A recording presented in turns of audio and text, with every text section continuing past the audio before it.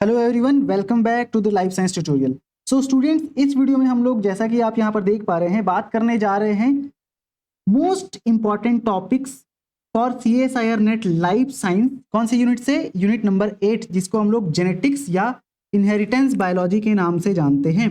तो inheritance biology से सबसे मोस्ट इंपॉर्टेंट टॉपिक की यहाँ पर बात करने जा रहे हैं।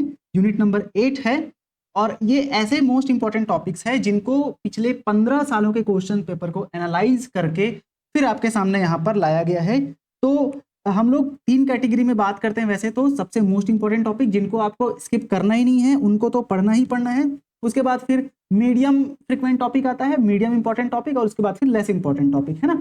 तो इस वीडियो में हम लोग पहले मोस्ट इंपॉर्टेंट टॉपिक को देखेंगे जो बहुत ही ज्यादा बार रिपीटेड, मतलब 80 to 90% चांस है कि उस टॉपिक से क्वेश्चंस आने ही आने हैं, है ना। और उसके बाद फिर मीडियम और फिर लेस इंपॉर्टेंट टॉपिक की बात करेंगे जिनको आप स्किप भी कर सकते हैं अगर आपके पास टाइम कम है और आप स्मार्ट तरीके से यहाँ पर प्रिपरेशन करना चाहते हैं अपने। तो ठीक है, तो सबसे पहले अगर हम जेनेटिक्स सिलेबस की बात करते हैं, इसको हम लोग इनहेरिटेंस बायोलॉजी के नाम से जानते हैं, है ना। तो देखो, इसमें लगभग 11 सेक्शन है और इन 11 सेक्शन के अंतर्गत और बहुत सारे सब टॉपिक्स है ना।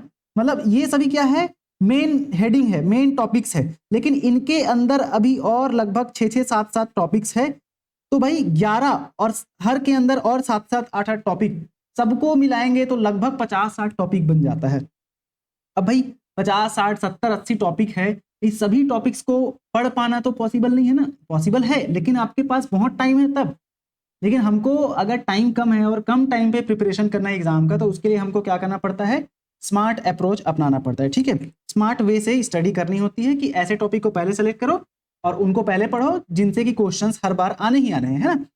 तो यहाँ पर अगर सिलेबस की बात करते हैं, मेंडेलियन प्रिंसिपल्स को पढ़ते हैं, कॉन्सेप्ट ऑफ जीन आ जाता है, फिर एक्सटेंशन ऑफ मेंडेलियन प्रिंसिपल्स, फिर जीन मैपिंग मेथड्स पढ़ेंगे, एक्स्ट्रा क्रोमोसोमल इनहेरिटेंस पढ़ते हैं, फिर माइक्रोबियल जेनेटिक्स भी पढ़ते हैं, ह्यूमन जेनेटिक्स हो गया, फिर आपका क्वांटिटेटिव जेनेटिक्स पढ़ते हैं, म्यूटेशन पढ़ते हैं, structural and numerical alteration of chromosome, और फिर लास्ट में रिकॉम्बिनेशन के बारे में इस यूनिट से हम लोग पढ़ते हैं। लेकिन बहुत वास्ट सिलेबस है, बट ये जो यूनिट है मोस्ट स्कोरिंग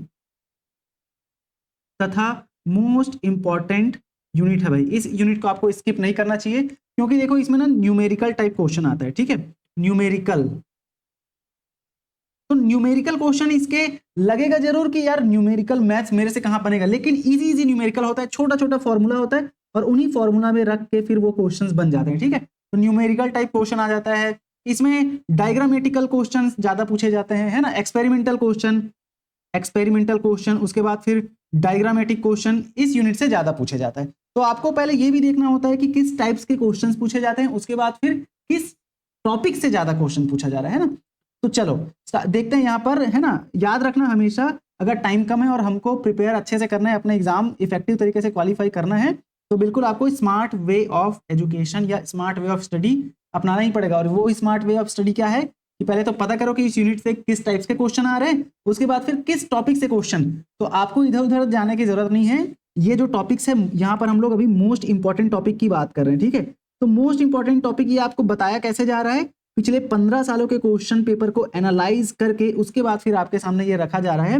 ये जो मोस्ट इंपॉर्टेंट टॉपिक है इनसे आज तक सबसे ज्यादा बार क्वेश्चन पूछे गए हैं भाई। ठीक है, तो इनको आपको स्किप करना ही नहीं है, ये वेरी मोस्ट इंपॉर्टेंट है, ये इनको स्किप नहीं करना है। अगर आप जेनेटिक्स यूनिट की तैयारी कर रहे हैं, यूनिट कौन सा, ये 8 है, तो इस यूनिट की अगर आप तैयारी करें तो ये इंपॉर्टेंट टॉपिक को छोड़ना ही नहीं है।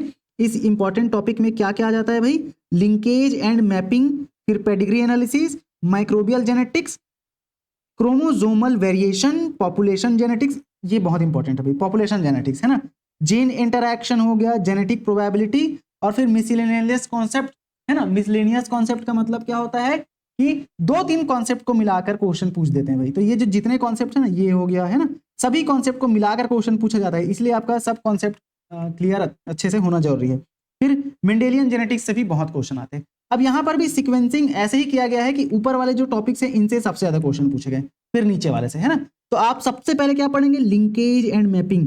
बट यहाँ पर जब आप पढ़ने जाते हैं ना तो फिर सीक्वेंस से चीजों को पढ़ते हैं तो अच्छे से समझ आता है ना। तो आप सीक्वेंस से थोरोली पढ़ सकते हैं, लेकिन इन टॉपिक को बहुत अच्छे से पढ़ना है भाई, ठीक है। चलो अब बात करेंगे मीडियम तथा लेस फ्रीक्वेंट या लेस इंपॉर्टेंट टॉपिक की बात करते हैं। ये जो टॉपिक है इनको आप स्किप भी कर सकते हैं, बट मोस्ट वाले को नहीं करना है, ठीक है। तो इसमें भी ये जो ऊपर के ये थोड़े क्वेश्चन है ना 4-5 नंबर तक के, ये मीडियम में आ जाते हैं। उसके बाद ये जो नीचे के टॉपिक हैं ये लेस फ्रीक्वेंट में आ जाते हैं, ठीक है। तो भाई मीडियम की बात करते हैं, अगर जेनेटिक क्रॉस हो गया है ना, अपन जो क्रॉसेस करवाते हैं ना, मोनोहाइब्रिड क्रॉस, डाईहाइब्रिड क्रॉस, इनसे, लेकिन इजी क्वेश्चन नहीं पूछा जाता है भाई, थोड़ा कॉन्सेप्चुअल क्वेश्चन आता है यहाँ से, है ना, रटा रुटाया चीज नहीं आएगा। जीन डाइसेक्शन हो गया, कॉम्प्लीमेंटेशन हो गया, है ना, polygenic inheritance, cytoplasmic inheritance, mutation, physical mapping, फिर टेट्राड एनालिसिस, सेक्स डिटर्मिनेशन तथा एलिल इंटरैक्शन, ये सभी मीडियम तथा लेस इंपॉर्टेंट की कैटेगरी में आते हैं। तो आपको क्या करना है, आपका मेन पर्पस होना चाहिए पहले मोस्ट इंपॉर्टेंट टॉपिक को पहले करना है तैयारी, ठीक है, जो यहाँ पर 9 टॉपिक है। उसके बाद फिर आपको, अगर आपके पास टाइम बच रहा है तो फिर ये मीडियम और लेस में आ सकते हैं, लेकिन पहले मोस्ट इंपॉर्टेंट टॉपिक को अच्छे से पहले पढ़ लेना है। और आपको जितने भी PYQ है अभी तक के उन मोस्ट इंपॉर्टेंट टॉपिक से, उसको क्या करना है, सॉल्व कर लेना है, ठीक है। अब आपके पास ज़्यादा दिन बचे नहीं है एग्जाम के लिए, इसीलिए अपनी तैयारी प्रॉपर आपको स्टार्ट कर देनी है भाई, ठीक है। रिवीजन अच्छे से होना चाहिए, ठीक है। चलो, और ये जो PDF है आपको कहाँ मिल जाएगा, लाइव साइंस ट्यूटोरियल के टेलीग्राम चैनल में मिल जाएगा। और ये वीडियो पसंद आया तो यार वीडियो को लाइक कर सकते हैं, और चैनल को सब्सक्राइब नहीं किए तो चैनल को भी सब्सक्राइब कर सकते हैं। मिलते हैं नेक्स्ट वीडियो में। अभी तक ये 8वां यूनिट था, पिछले 7 यूनिट का जो इंपॉर्टेंट टॉपिक है उसका वीडियो डल चुका है। अगर आपने वो सारे वीडियोस नहीं देखे हैं तो पहले वो इंपॉर्टेंट टॉपिक्स के वीडियोस भी देख लें। आने वाली वीडियो में आपको यूनिट 9, 10, 11, 12 और 13 सभी यूनिट्स के इंपॉर्टेंट टॉपिक्स मिलने वाले हैं, ठीक है। तो चैनल को आप सब्सक्राइब कर सकते हैं फर्दर अपडेट्स के लिए, ठीक है। चलो भाई, मिलते हैं नेक्स्ट वीडियो में, तब तक के लिए बहुत बहुत धन्यवाद। Keep learning, keep studying.